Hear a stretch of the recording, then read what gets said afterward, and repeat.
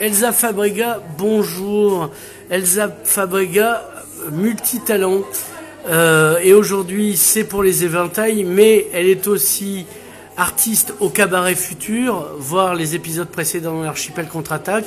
Elle est aussi peintre, et ça, on espère qu'on le verra un jour. Alors, Elsa Fabrega, aujourd'hui, on est là pour tes éventails et la marque en cas de chaleur.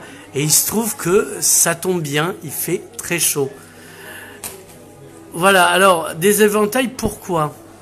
Est-ce que quand j'ai la clim, pourquoi je vais m'emmerder avec un éventail, Elsa ? Alors tout d'abord, l'éventail est un objet utile forcément, ouais. De rafraîchissement par cette saison, mais c'est aussi un objet de séduction voilà. Qui a son propre langage depuis le 19e siècle et un peu au-delà en Espagne, en Andalousie.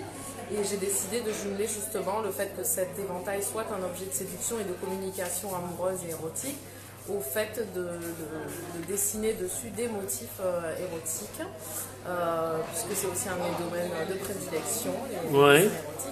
érotiques. D'où le lien avec le cabaret, où tu t'es fait burlesquement parlant, si on ose dire. Bien sûr, enfin des liens il y en a parce que tout ça me parle et parce que c'est mon univers et que l'univers de l'érotisme a plein de voix et emprunte des voix différentes, donc que ce soit dans le langage du corps avec le spectacle vivant au Cabaret Futur à côté du Mediator, ou avec ces objets que j'ai créés qui sont des vecteurs aussi de communication amoureuse et d'érotisme par le biais de mes dessins. Donc là tu t'exposes et tu exposes à Native, rue des Quarts d'Heure. On était il n'y a pas longtemps avec un jeune vigneron. Donc tu as...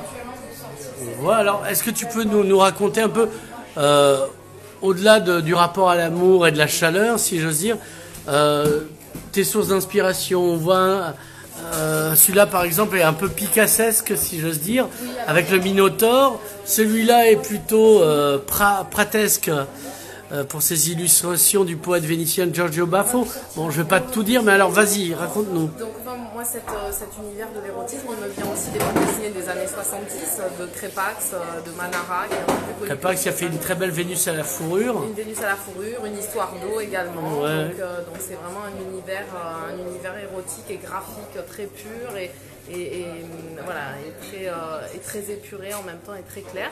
Donc moi je suis nourrie de toute cette esthétique de la bande dessinée érotique, de par mes références, de par mes héritages culturels, de par les bandes dessinées de mon père que j'ai lues. Manara aussi, parce Manara, que quitte à rester dans les Italiens. Manara, Hugo Pratt, Crépax, voilà, tout cet univers-là.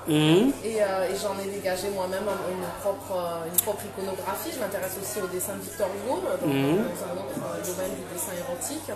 Il y a vraiment pas mal de choses. Une fois qu'on commence à ouvrir la porte du dessin érotique et de la littérature érotique, moi, je suis fascinée par Jean Genet, par des auteurs comme ça. Au cabaret, je lis des textes de Pierre Louis, donc c'est vraiment globalement, c'est tout un univers qui me parle et duquel je me nourris. Donc ça transparaît aussi dans mes créations. Et oui, forcément, des références à Picasso, parce que l'érotisme, parce que la corrida, parce que l'éventail, en lien aussi avec l'univers de la tauromachie et des aficionados, et en lien, en rapport à la femme. Et à tout ce qu'on peut trouver de référence en rapport avec Carmen, en rapport avec la corrida. Oui, alors ce rapport à l'érotisme et au morbide. Ce qui en espagnol a donné un mot qui est lié à l'érotisme qu'on appelle el morbo. Oui, et en italien morbido, ça veut dire doux aussi. Donc, ah d'accord, alors que chez nous, rien à voir. Voilà. Ça fait référence à la mort. C'est ça, mais il y a plein de choses dans ce domaine. Mais oui, c'est sûr que Eros et Thanatos, c'est deux choses qui ont toujours été liées. Et voilà, même si Freud l'a relevé, mais après, c'est des choses qui sont bien avant dans l'histoire antique. Ouais. Donc voilà, après, je relève pas plus que ça le rapport. On appelle l'orgasme la petite mort aussi. Exactement. Donc voilà, c'est un passage d'un monde à l'autre en fait. C'est ça. Donc est-ce que tu fais dans l'esthétique japonisante aussi? Pas forcément, mais après voilà, c'est un objet qui se rapproche de l'univers japonisant. Au cabaret, je cultive ce rapport entre un éventail géant que je peins dans un esprit beaucoup plus japonisant, et c'est un grand éventail. Mais après, on reste quand même sur cet univers des...